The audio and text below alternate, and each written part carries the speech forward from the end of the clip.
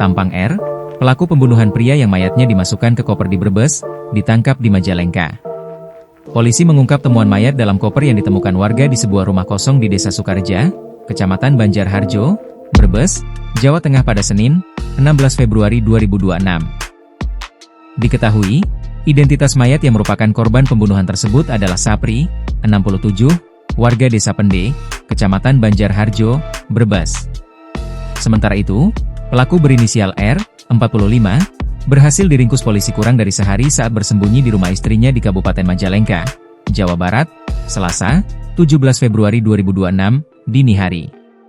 Tim Resmob Satreskrim Polres Brebes menangkap pelaku di wilayah Majalengka, Jawa Barat, kata Kepala Kepolisian Resor, Polres, Brebes, AKBP Lilik Ardiansyah di Markas Polres Brebes, Selasa. AKBP Lilik menyebut, dari hasil otopsi, korban diketahui tewas karena terkena benda tumpul di bagian belakang kepala. Kemudian terdapat patah tulang dan kerusakan di sekitar tengkuk kaki dan dasar tulang kepala.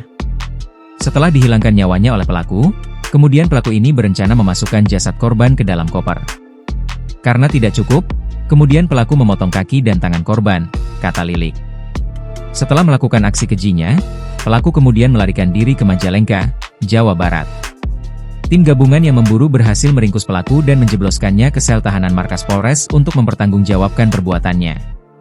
Pelaku dikenakan pasal berlapis.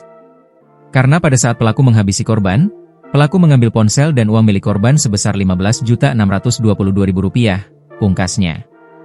Sebelumnya diketahui, warga Desa Sukarja, Kecamatan Banjarharjo, Brebes, Jawa Tengah digemparkan dengan penemuan mayat dalam koper di sebuah rumah kosong di desa setempat, Senin, 16 Februari 2026.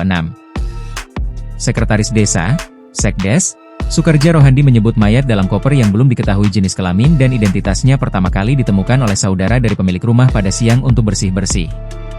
Temuan mayat dalam koper itu kemudian dilaporkan ke Polsek Banjarharjo. Petugas yang datang langsung melakukan olah tempat kejadian, termasuk mengevakuasi temuan itu ke rumah sakit. Setelah dicek kami langsung melaporkan ke pihak kepolisian untuk dilakukan penyelidikan lebih lanjut, pungkasnya.